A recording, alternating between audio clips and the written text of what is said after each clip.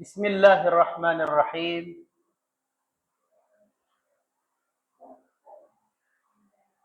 سبحانك لا علم لنا إلا ما علمتنا إنك أنت العليم الحكيم.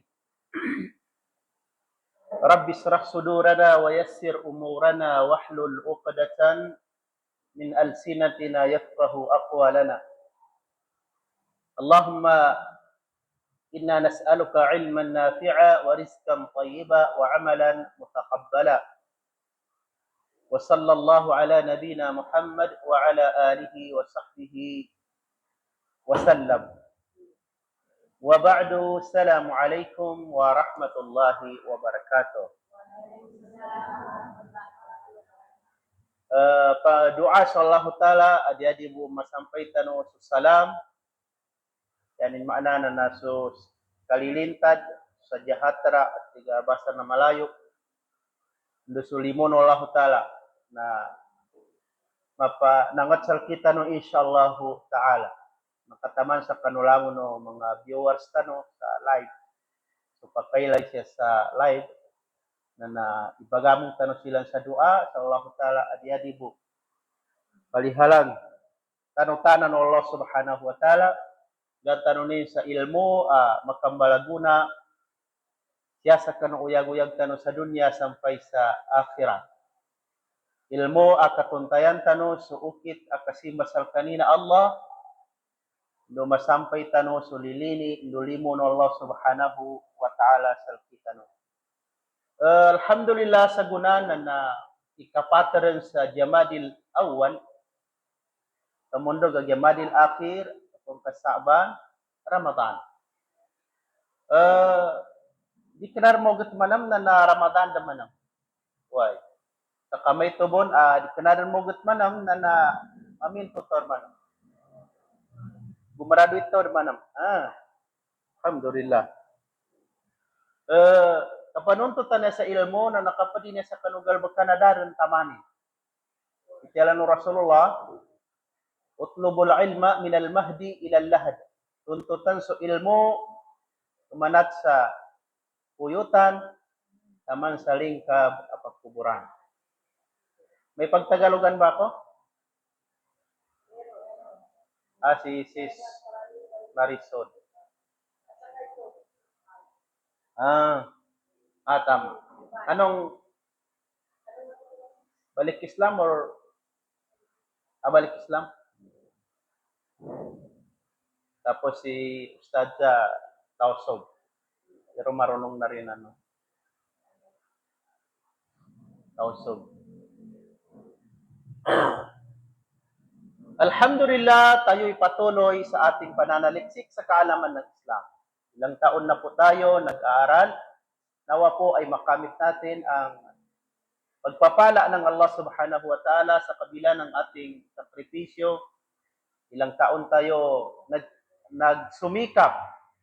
Sana po ay kahit papano ay may mga natutunan tayo at atin itong maisabuhay ang mga bagay na ating natutunan sa ating mga guro, natutunan natin sa ating mga classmates. Dito sa pag-aral, hindi lang ang matutunan mo ay yung natutunan mo sa iyong guro. Minsan, nakakasagip ka ng ilmo, kaalaman, magaling sa iyong kaklase.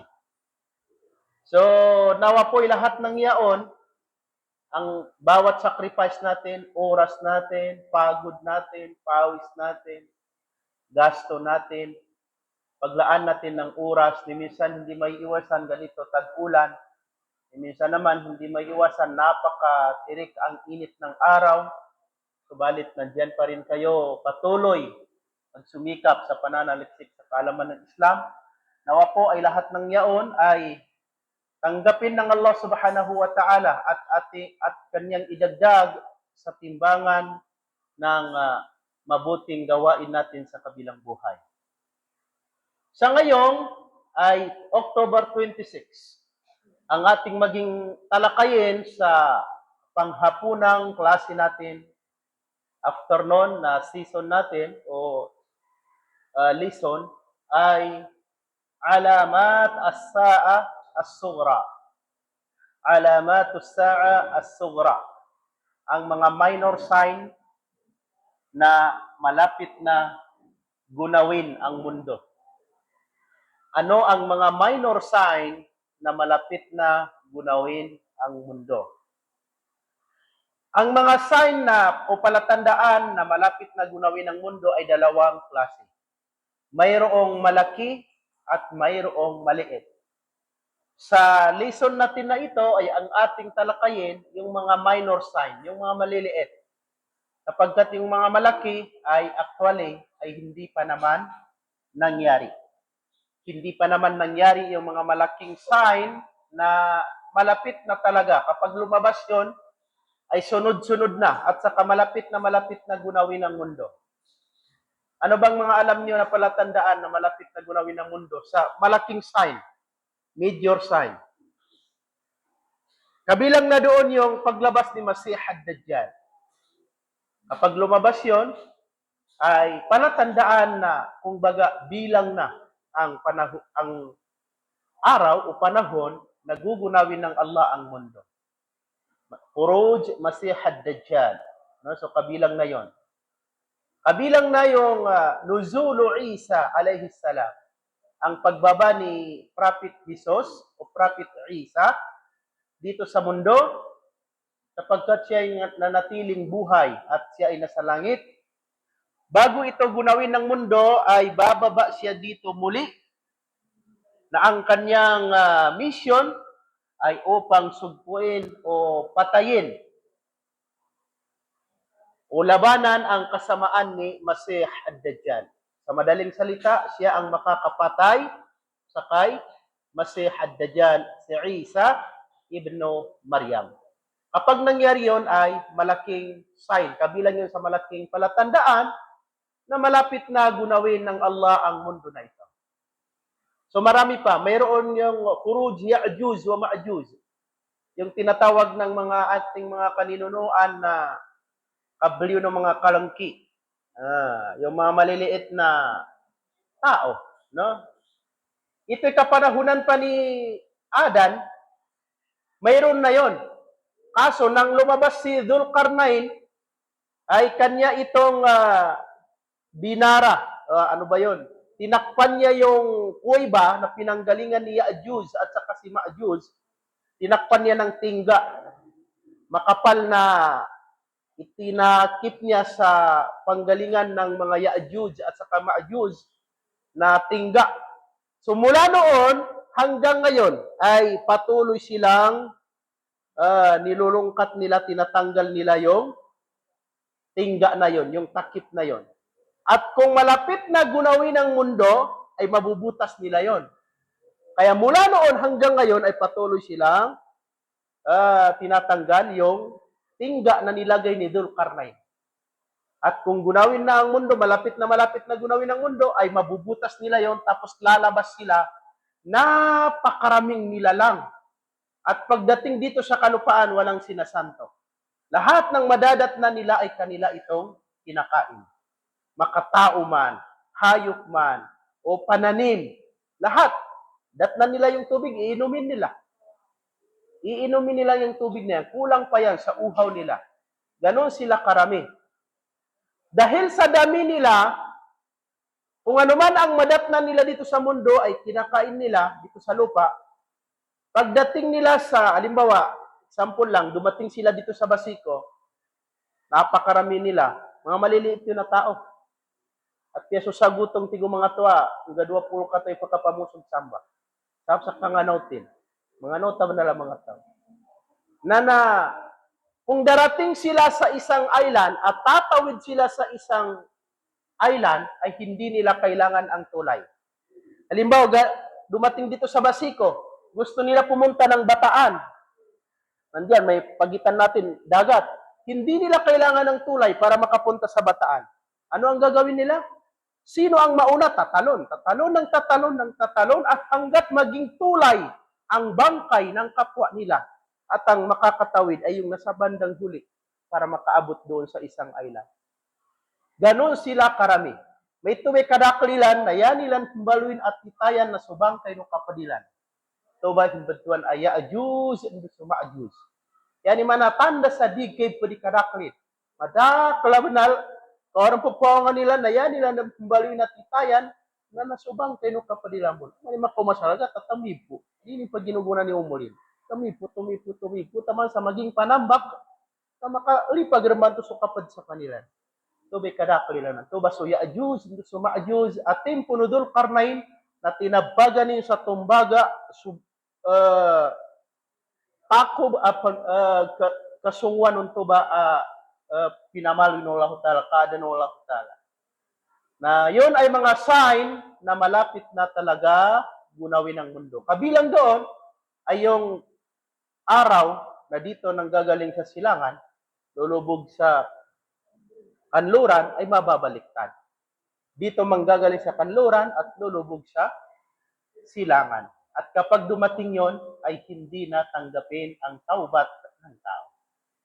Makomento ba na nadidag sa talima sa taubat at tao? So yun po ang mga kabilang sa mga major sign na malapit na gunawin ng mundo. So ano ba ang, dito tayo sa ating topic, o ano ba ang mga minor sign, mga maliliit na bagay na malapit na gunawin ng mundo. Ito ay 3 uri. Kanina, sinabi natin na 2 klase, may malaki at may maliit. Itong maliit na to, may 3 uri na rin. May nakalipas na, may kasalukuyan, at mayroon pang hinaharap na hindi pa bagamat nangyayari. At saka ang mga isinulat natin ay, ito ay mga sign na malapit na gunawin ng mundo, pero hindi lahat ng ito ay nangangahulugan na masama.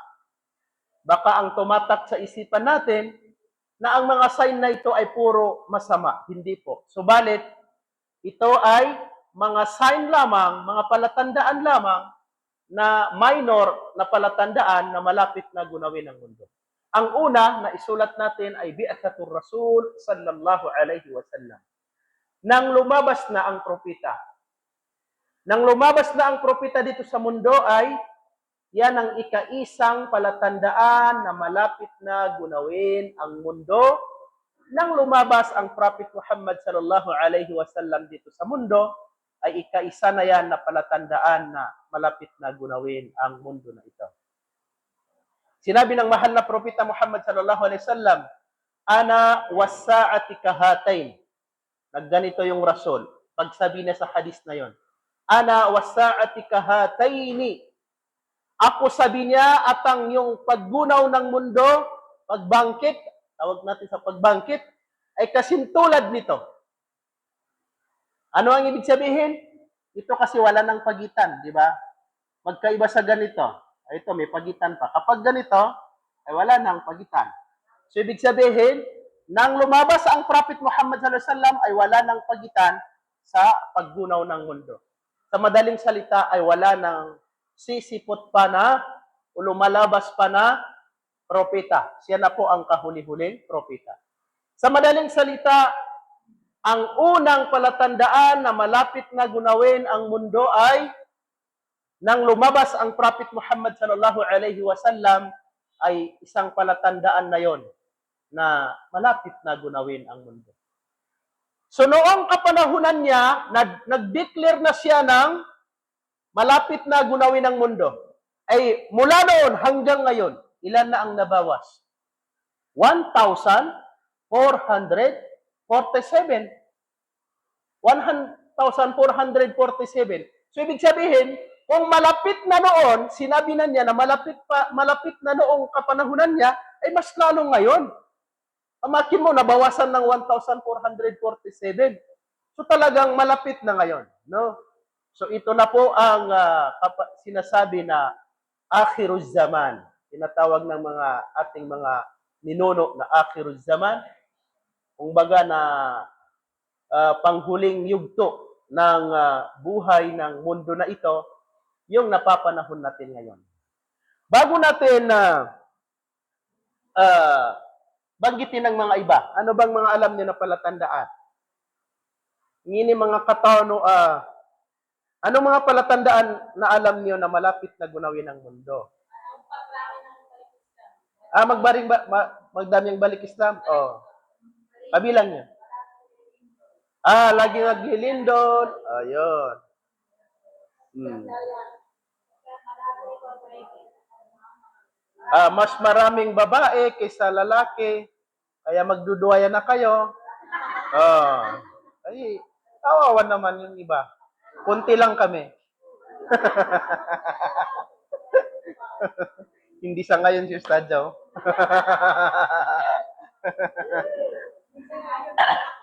Ah, kaya si Ustad Abdul Bayan, magpaparami siya eh. Kasi konti lang kami lalaki. Alhamdulillah. Kabilang na yon, no? At saka yun nga, maraming umanib sa Islam.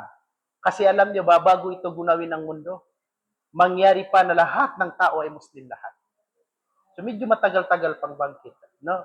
Kasi mangyari pa yan na buong mundo ay ang maghari ay Islam. Kahit saan ka country pumunta, ang government ay Islam. Mangyari pa yun. La yablughanna hadha ad-din ma balagha al-layla wan-nahar. Lam yubqa wabaran illa adkhalahu Allah bihadha ad-din. Darating ang panahon, sabi ng Prophet Muhammad sallallahu alaihi wasallam, ng lahat ng maabutan ng araw at gabi ay maabutan din ng Islam. Sa madaling salita, buong mundo ay ang manaig dito ay Islam, no? Islam lahat. So, kabilang na yon sa palatanda. At sinabi ni Ustad dyan na kasratud daladil. Nasulat rin natin dito. Saan ba? Ayun, hag 7. Madalas ang pagyanig sa makaraan na buwan o na makaraan na linggo, yanig sa Cebu, tapos Davao, no? Baguio, maraming mga, dito lang yun sa Pilipinas. Ganun din sa ibang bansa. So, kabilang na yan. So, number 2 tayo. Yun ang una ay paglabas ng Prophet Muhammad. So kaya sinabi natin ng mga palatandaan na to ay yung iba nakalipas na. Yung iba kasalukuyan. Yung iba ay hindi pa lobos naganap. Pangalawa ay zuhurul fitan. Marami ng fitna na lumalabas sa mundo. Maraming sakuna, maraming trahedya, maraming kalamidad na mangyayari. No? Minsan madalas ang sunog, madalas ang bagyo, madalas ang baha, no? Minsan mga landslide. Yung mga nagaganap na maraming tao ang napipinsala. So yun, zuhur al-fitan. Yung fitan na to ay common itong term. Yung fitna, no? Fitna sa kapwa mo tao, fitna sa pamumuno, no? Minsan ganito sa panahon natin ngayon, magulo ang pamumuno, magulo ang government, no? So kabilang na ito sa palatandaan. Minsan hindi magkaintindihan yung government sa kapwa niya ring mga kabinete, no? Ganon din sa atin, sa ating sa kamusliman, minsan magulo yung leadership. So kabilang na ito sa napapanahon. Pangatlo ay zuhur al-ariyat. Magsilabasan ang mga babaeng, kahit lalaki rin, na mag-aura. Ngayon, marami na mga style na mga damit na Arang pananobal ka sa manasalimbado tikikuan. Taman siya eh. Long sleeve nga, pero yung tiyan niya hanggang dito. Sabi ko, bakit parang manananggal? Yung Di ba may damit na ganyan binibinta? Long sleeve, pero yung tiyan ng damit niya, dito lang. No.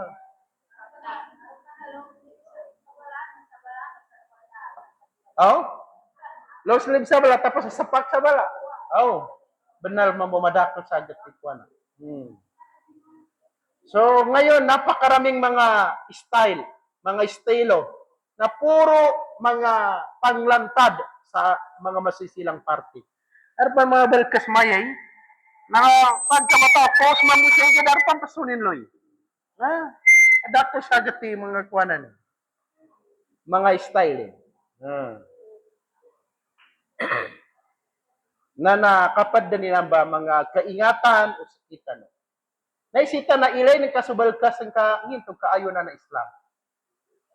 Yung mga iba nagpakasal, ang haba-haba ng hilihila niyang gown, pero dito, hanggang dito.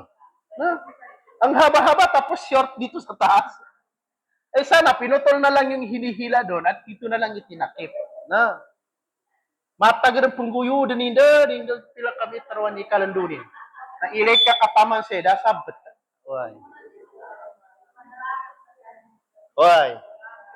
So, yan ay nakakalungkot. Nakakalungkot tingnan, nakakalungkot isipin. Huwag mo burahin, may magsulat. Kung ako, ha? Nakakalungkot isipin na zuhur al-ariyat, na lumantad ang mga masisilang parte, hindi tinatakpan, hindi tinatakpan ng wastong pagtakip. Mainam, yung tao nga kaya nga nagpakasal para maging halal ang kanilang samahan sa asawa niya. So bakit hindi pa niya lubos-lubosin? No? Nagdamit nga ay, yun nga, napakahabang hinihila niya, subalit short naman sa kanyang katawan. So hindi po yung tama sa Islam. No? May tubong na mo sa mga mama, madakal bon pero mas majority sa babae. No? Kasi sa babae, marami siyang dapat takpan. Hindi tulad naming mga lalaki, ano bang tatakpan namin mga lalaki?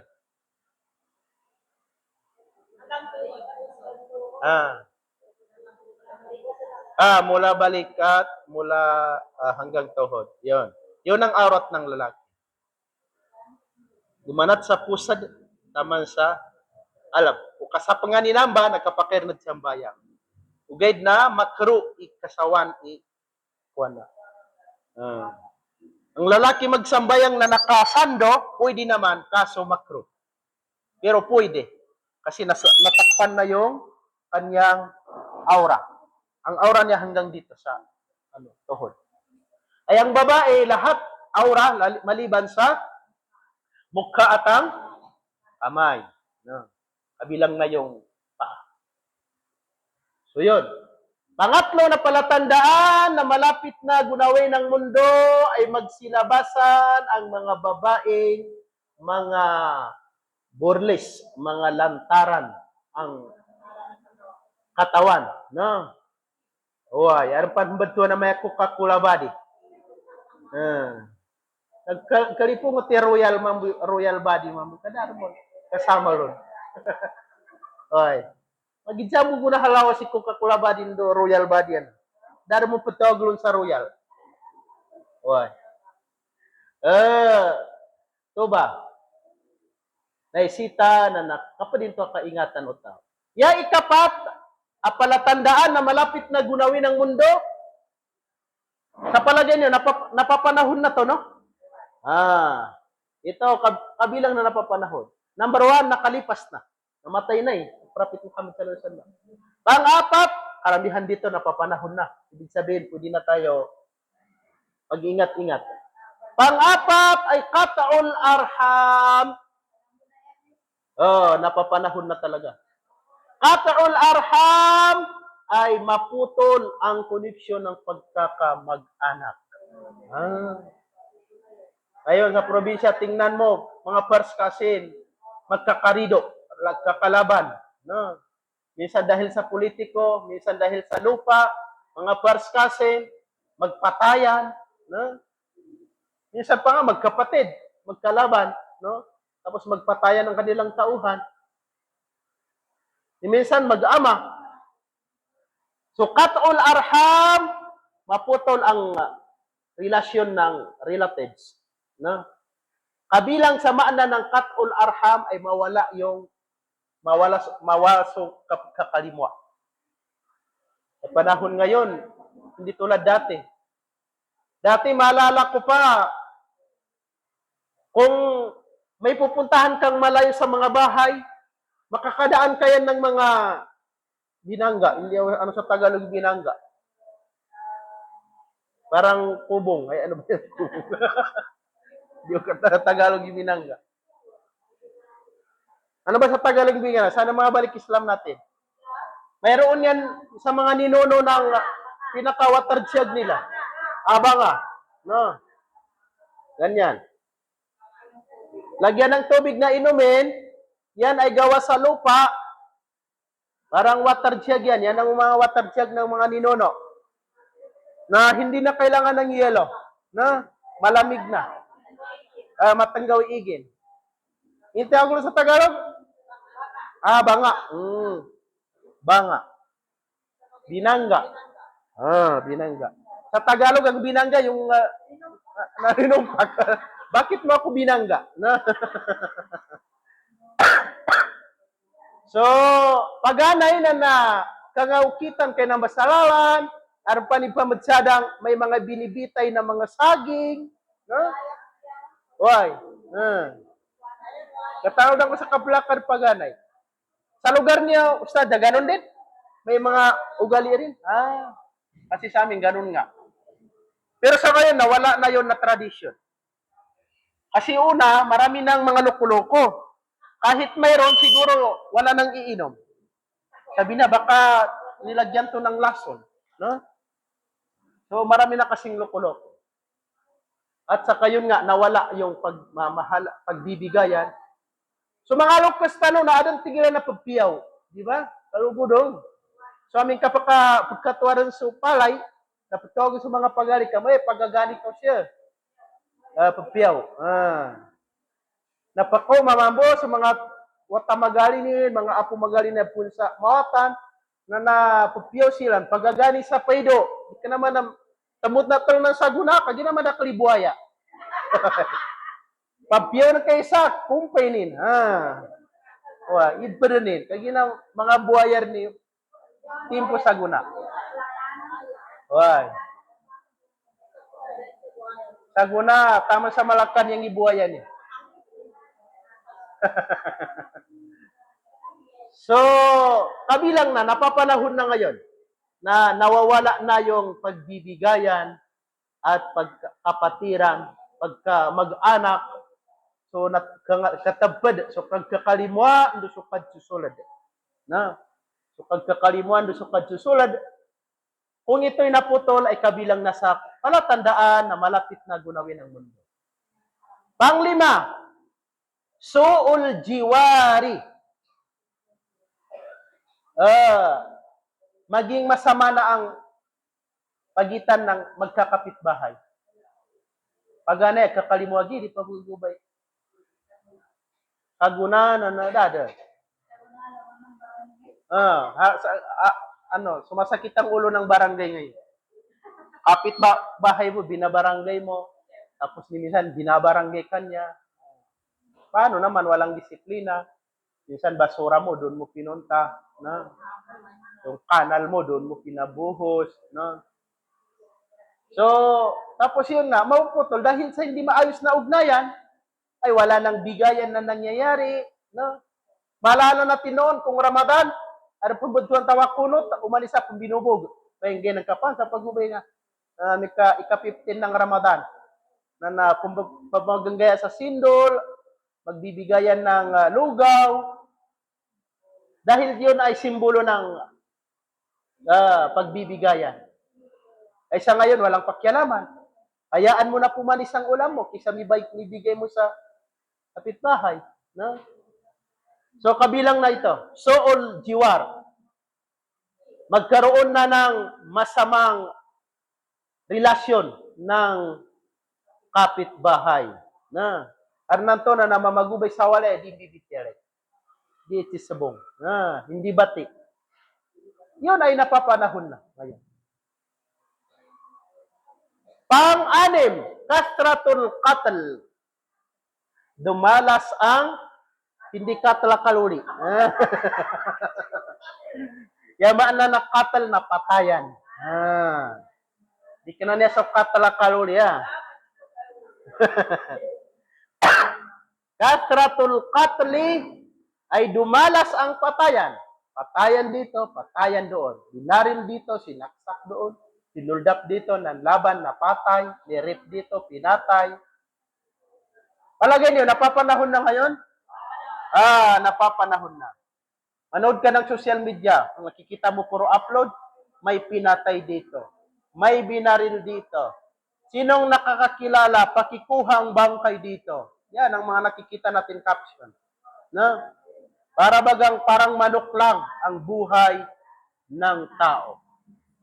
So malapit na gunawin ng mundo. Ang mga sign na mga sinabi ng propeta ay talagang nangyayari at napapanahon na. Kathratul qatl, napakarami, madalas mangyari ang patayan. Pangpito ay kathratuz zalazil, madalas ang pagyanig, lindol. Ngayon, ingat-ingat tayo, may banta na the big one. May banta ng mga ating mga komunidad, autoridad na mayroong the big one. Walillahil hamd, ang tunay nakakaalam yung Allah. Subalit, hindi naman masama paghandaan. No? At ipinag-uutos rin ang paghanda sa lahat ng bagay. Paghanda at pag-ingat. Yun ay pinag-uutos. No? So, kathratuz zalazil. Madalas magaganap ang pagyanig, paglindol. Na makaraan na linggo ay dumalas sa atin 7.6, 7.5, sunod-sunod na lindol. Sunod-sunod na lindol. So, kabilang yun sa palatandaan.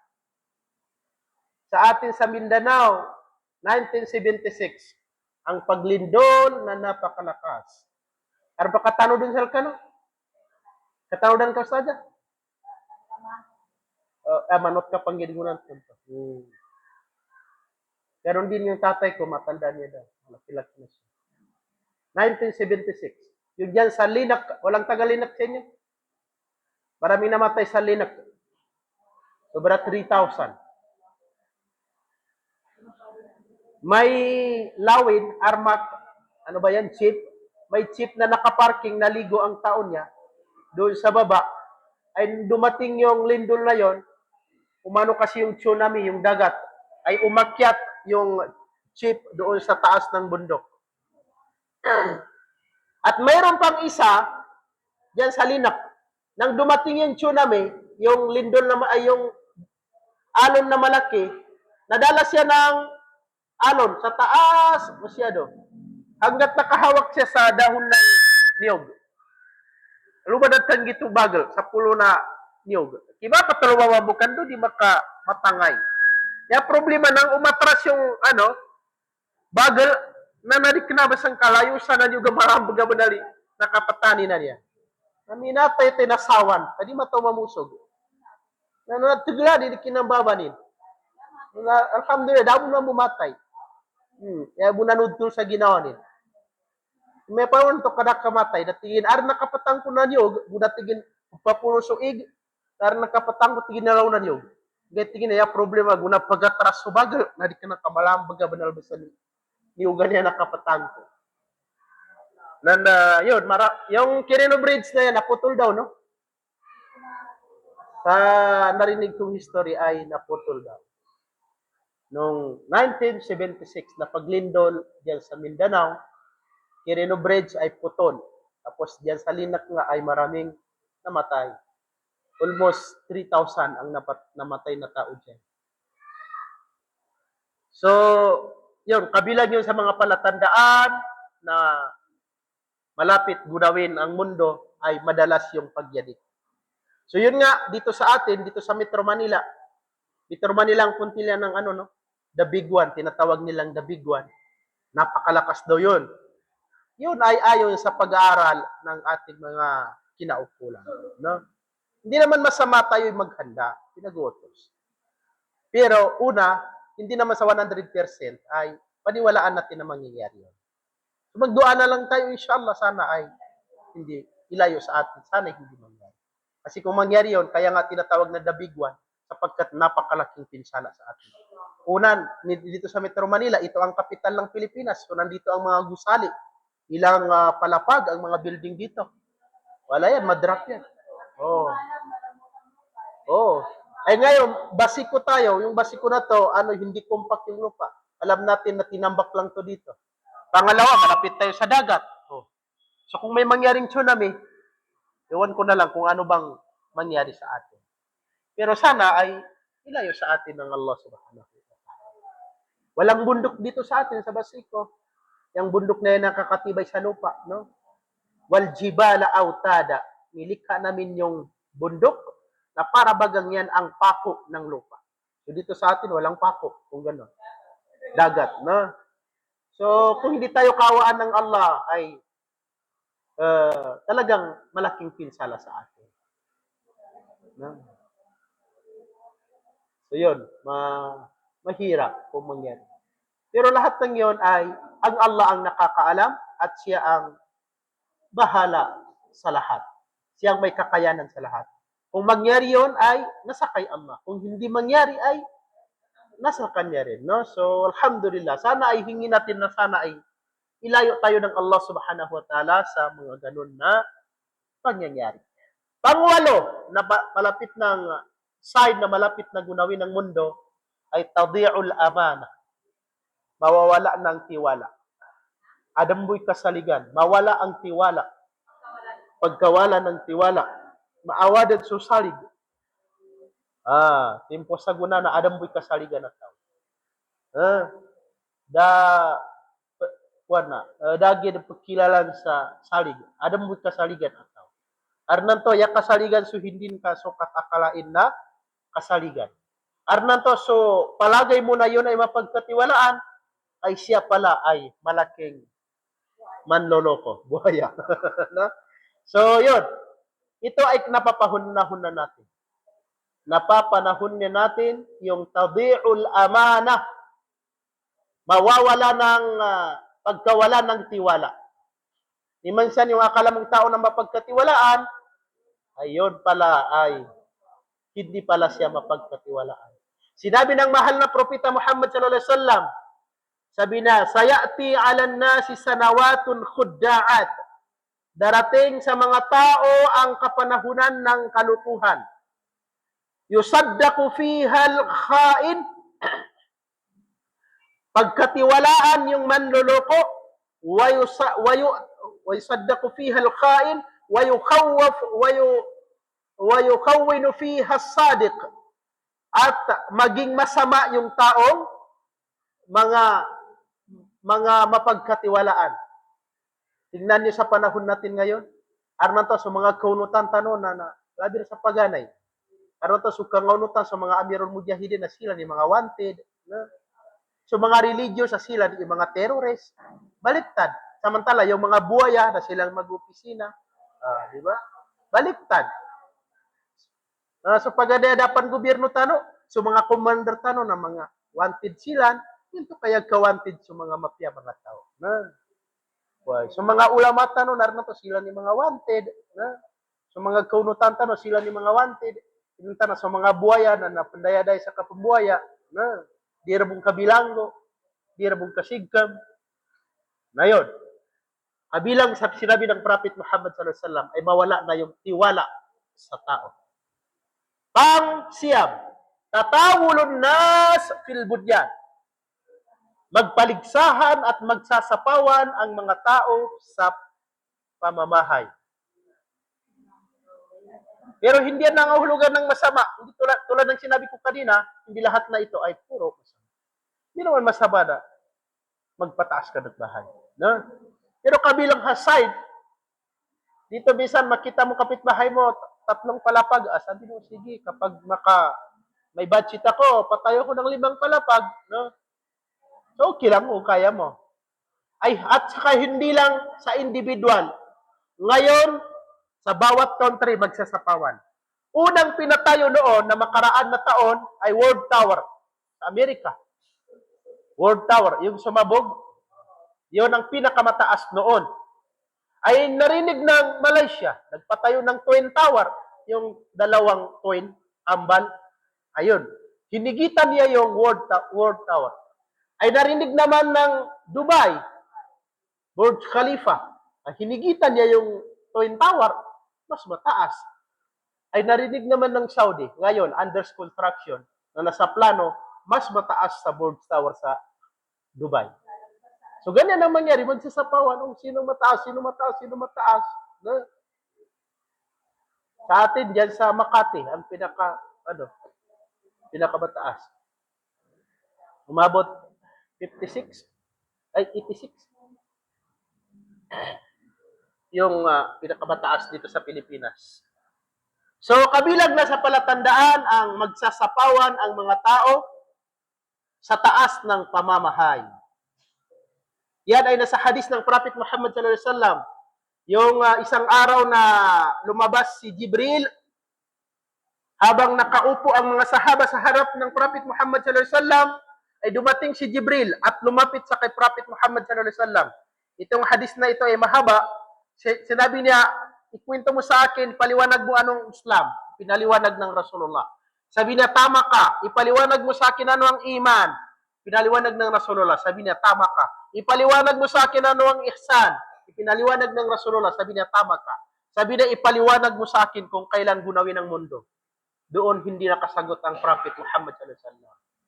Sabi niya, mas maalam yung nagtatanong kaysa tinatanong.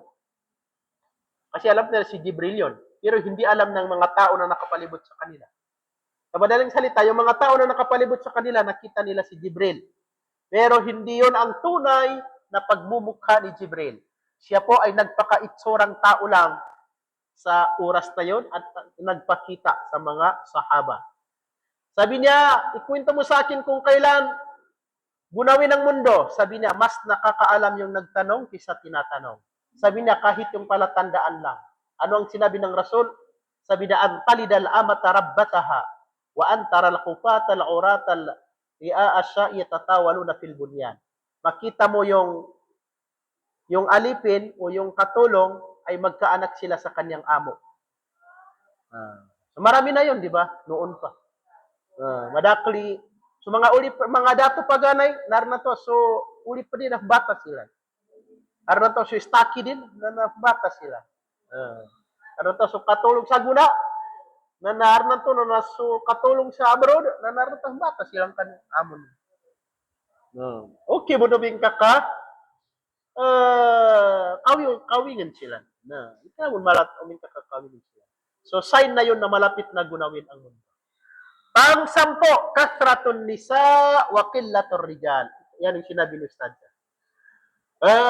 Dumami na, mas maraming bilang ng mga kababaihan kaysa mga kalalakihan. Kaya magduduaya na kayo. Mas marami ang babae kaysa lalaki.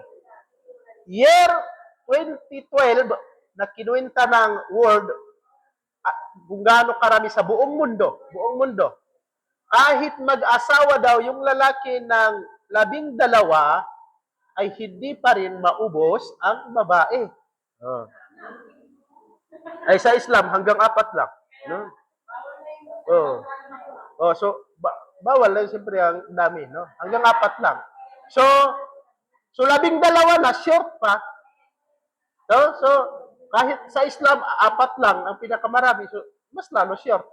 Tapos dagdagan mo pa, ang hirap dagdagan. Napakasilosa pa.